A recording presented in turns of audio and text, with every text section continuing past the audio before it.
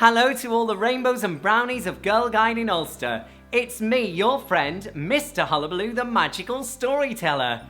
I'm delighted to be with you all today to share one of our magical stories. So sit back, relax, as we journey into the kingdom of Hullabaloo. Come along and join the fun. It's time to celebrate. Step inside a storybook, but we can hardly wait. Laughter and magic are here for all of you, as we share a wonderful sparkling tale from the kingdom of Hullabaloo. Here in our fairy tale kingdom today, lots and lots of your friends cannot wait to play. But there is one very special friend who comes with me on all of my adventures. His name is Jingles the Jester. Would you like to meet my friend Jingles, everyone? Brilliant. Watch this, boys and girls. We'll need to do some storybook magic to make him appear. If I take a splash of sunny yellow and a dash of rosy red, a sprinkling of jingly bells upon his little head, throw in a rainbow beam, and what do you know? It's Jolly Jester Jingles! Ta-da! Here to say hello. Hello, Jingles. It's nice to see you today. Look at all of our friends, the boys and girls who have come out to play. Have you brought any of your friends with you today, Jingles? You have? Oh, look, boys and girls, it's Jingles' teddy bear, Bobbin. Let's give Bobbin Bear a nice friendly wave hello. Jingles, Bobbin, would you like to share a story today? You would? Well, I wonder which story we could share together. Have you got a clue for me? Jingles always brings a story clue to see which story we're going to tell today in the kingdom of Hullabaloo. What's this, Jingles? Some gingerbread.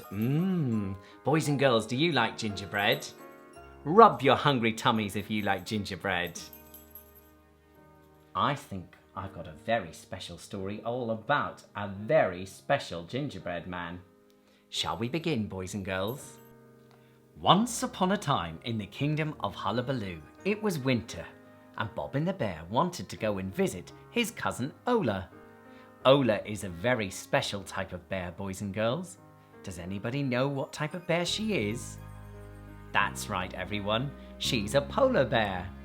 Cousin Ola likes living where it's cold. I like the cold, Bobbin, she said, because she has her nice, warm winter jacket, her favourite winter boots, and her nice, warm gloves.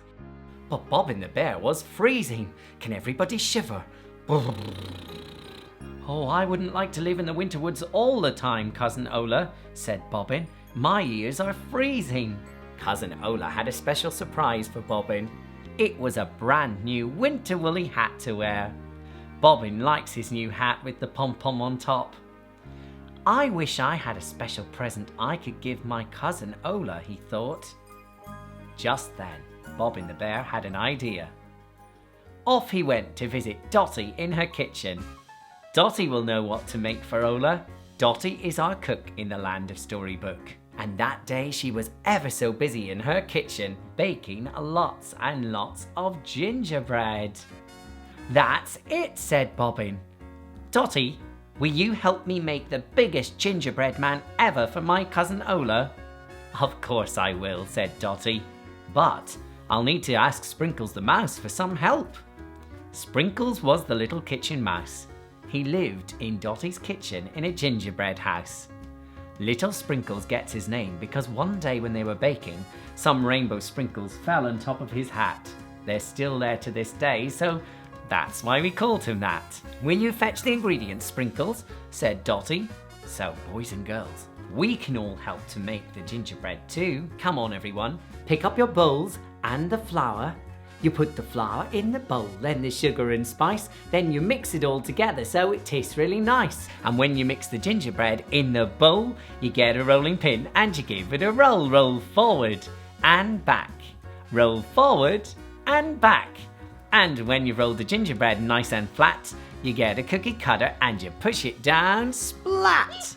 Look at the gingerbread man we have helped to make. Dotty and Bobbin decorated the gingerbread man. She gave him 2 little raisin eyes, boop, boop, a sweetie button nose, and squiggly white icing from his head to his toes. I'll pop him inside the oven to bake. I wonder how long the gingerbread will take. But something happened that day that had never happened before. There came a tap, tap, tap from behind the old oven door. When Dotty opened up the door to the oven, the gingerbread man jumped out. She chased him round and round the room and he began to shout, "Run, run, as fast as you can. You can't catch me, I'm the gingerbread man. Na na na na na na." "Stop that cookie," said Dotty. "What a cheeky little biscuit." Dotty the cook ran and she ran as fast as she could all around the kitchen. But no matter how hard or how fast Dotty ran, Dotty couldn't catch the gingerbread man. "Sprinkles, the gingerbread man is getting away." Sprinkles the mouse tried to catch the gingerbread man, but Sprinkles the mouse couldn't catch him either. The gingerbread man laughed as he ran. "Run, run, as fast as you can. You can't catch me, I'm the gingerbread man." The little gingerbread man opened the kitchen door and ran out across the fields of ice and snow, running as fast as he could go. Bobbin Bear said, "My present for Cousin Ola is running away." But being a bear, he couldn't run very fast, he could only run slow. And the gingerbread man laughed, running as quick and as fast as he could go. Next that day, Cousin Ola was out on her sleigh. But even though Cousin Ola's sleigh went fast, that gingerbread man just ran right past. But look up ahead. What do you see? Is it a reindeer hiding behind a tree? Rudy the reindeer shook his head and said, "I don't really eat gingerbread. I'd much prefer a nice juicy carrot instead." At that very moment, so our story goes, there came a chubby snowman with a carrot nose. A chubby little snowman had a carrot nose. Along came a reindeer, and what do you suppose? That hungry little reindeer, looking for his lunch, he ate the snowman's carrot nose, nibble, nibble, crunch. Oh dear, the reindeer and the snowman were so busy chasing each other that the gingerbread man thought, "I'm getting away. Everybody's forgotten about me. Na na na na na." But soon the gingerbread man came to the edge of a frozen river. It made his little gingerbread toes begin to shake and shiver. But he noticed that day something special had happened to the water. The water had turned to ice.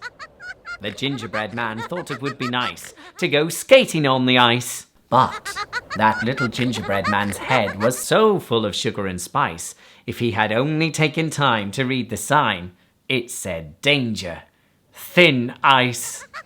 The gingerbread man jumped on the ice. It cracked and he fell in. "Help, help," cried the gingerbread man. "Gingerbread cannot swim." But a sly old fox was swimming nearby whenever he heard the gingerbread man cry. "Oh, my dear sweet little biscuit, my clever little cookie, climb upon my tail and I'll swim you across the river. There's no need for a gingerbread man like you to shake and shiver." So the gingerbread man climbed on to the fox's tail. Then the fox said, "Why don't you climb on my back instead?" So the gingerbread man climbed on to the fox's back.